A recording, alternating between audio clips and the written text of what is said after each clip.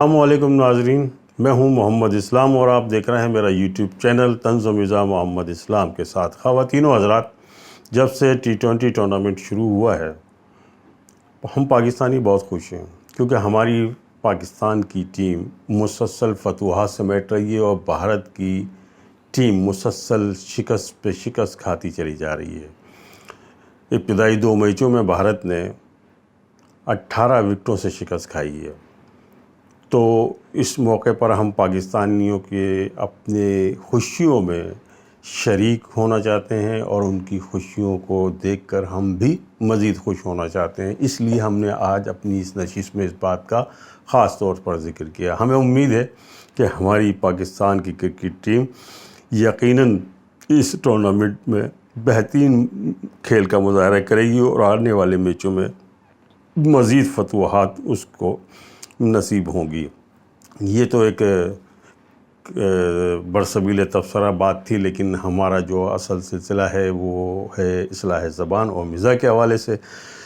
تو آج کی اس نشست کے لیے جو ہم نے اصلاح زبان کے لیے جس لفظ کا انتخاب کیا ہے وہ ہے محاصرہ، لیکن ہمارے مشاہدے میں آیا ہے کہ بعض احباب اس کو محاصرہ بھی کہتے ہیں۔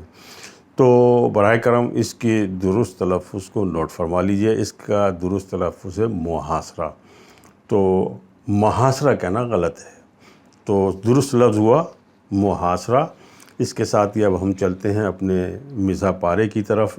امید ہے آپ کو حسب معمول ہمارا یہ مزاح پارہ بھی پسند آئے گا۔ اس کا عنوان ہے سیلفی شوق سے بیماری تک۔ تو خواتین و حضرات سماعت فرمائیے، سیلفی شوق سے بیماری تک۔ انسان میں خود نمائی کا جذبہ ابتدا سے ہی رہا ہے، جبکہ خواتین میں یہ جذبہ کوٹ پیٹ کر بھر دیا گیا ہے۔ رنگین ملبوسات، میک اپ اور آئینہ دیکھنے کے علاوہ تصاویر بنانا ان کا معمول ہے۔ بعض لڑکیاں آئینے کے سامنے طرح طرح کی ادائیں دکھاتی ہیں اور پھر خود ہی انہیں اپنی اداؤں پر پیار بھی آ جاتا ہے۔ سرشار صدیقی نے کیا خوب کہا کہ پہلے آئینہ سامنے رکھا اور پھر آئینے کو پیار کیا۔ لیکن سیلفی آ جانے کے بعد اب آئینے کے بجائے موبائل کے کیمرے کو پیار کرنا پڑ رہا ہے، اور لڑکیاں بالیاں آئینہ دیکھنے کے بجائے سیلفی بنانے میں مصروف ہیں، اور وہ اپنی ہر تصویر کو تصویر بتاں تصور کر رہی ہیں۔ سیلفی نے بہت سے مسائل حل کر دیے ہیں۔ مثلاً اب یہ کہنے کی گنجائش نہیں رہی کہ تصویر بناتا ہوں، تصویر نہیں بنتی۔ آج کل ایک کے بعد ایک سیلفی بنتی ہے، لہذا کسی بھی سیلفی کی عمر ریما کے منّے سے زیادہ نہیں ہوتی۔ سیلفی بنانا ایک آرٹ ہے، یہ اتنی آسانی سے نہیں بنتی۔ اس کے لیے کیمرے اور ہاتھ کے علاوہ ٹیڑھا ہونے، آگے پیچھے ہونے، جھکنے، منہ بنانے اور بگاڑنے کی اچھی خاصی مشقیں کرنی چاہیے۔ اگر آپ ایسا کرنا چاہتے ہیں تو کسی یوگا کے ماہر سے بھی مشاورت کر سکتے ہیں۔ اگر آپ کے پاس کرنے کے لیے کوئی کام نہیں اور آپ تنہا بھی ہیں، آپ یقین جانیے یہ بہترین موقع ہے کہ آپ سیلفی بنانا شروع کر دیں۔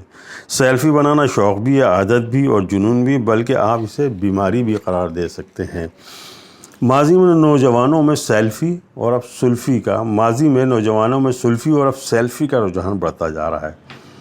سیلفی نے نوجوانوں کو بہت نقصان پہنچایا۔ دعا کیجئے کہ سیلفی کے نقصانات سے نوجوان محفوظ رہیں۔ یاد رہے، بعض لوگ سیلفی بناتے بناتے چھت یا صوفے پر یا پھر کہیں سے بھی نیچے گر جاتے ہیں۔ سیلفی بنانا بہت آسان ہے، اس کی وجہ یہ بھی ہے کہ اس پر پیسے خرچ نہیں ہوتے، لہذا ہم نے تجویز دی ہے کہ حکومت سیلفی بنانے پر ٹیکس عائد کر کے اپنی آمدنی میں اضافہ کر سکتی ہے۔ اس طرح یہ بھی ممکن ہو سکے گا کہ جو ناخن، انگلیوں، کان اور ہونٹوں جیسے اعضاء کی سیلفی بناتے ہیں، کم از کم ان کی حوصلہ شکنی ہوگی۔ ایک صاحب نے سوال کیا، ہم سیلف میڈ اور سیلف اسٹارٹ جیسے لفظ سے تو واقف تھے، لیکن اب یہ سیلفی کہاں سے آ گئی؟ ہم نے وضاحت کی کہ سیلفی سیلف میڈ اور سیلف اسٹارٹ کی بہن ہے، البتہ طویل وقفے کے بعد یہ سامنے آئی ہے۔ سیلفی کی وبا سے بلو سے ماریا تک اور مٹھل سے شیدے تک کوئی بھی محفوظ نہیں۔ اب یہ دیکھیے کہ اخباری رپورٹ میں بتایا گیا ہے کہ الاسکا کا رہائشی جوناتھن 16 سال سے ہر روز اپنی تصویر کھینچ رہا ہے۔ اس وقت سیلفی کا تصور بھی نہیں تھا۔ اس نے ایک ویڈیو ریلیز کی ہے جو 5841 تصویروں کو ڈیجیٹل طریقے سے جوڑ کر بنائی گئی ہے۔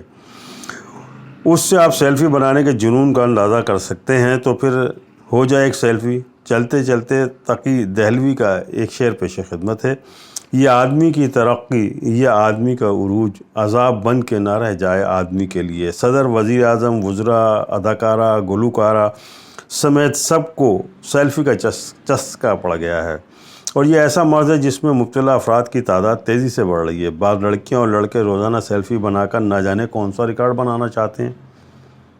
معلوم ہوا ہے کہ سیلفی کے مرض کی مارکیٹ میں نہایت مؤثر ٹیبلٹ بھی آ گئی ہے۔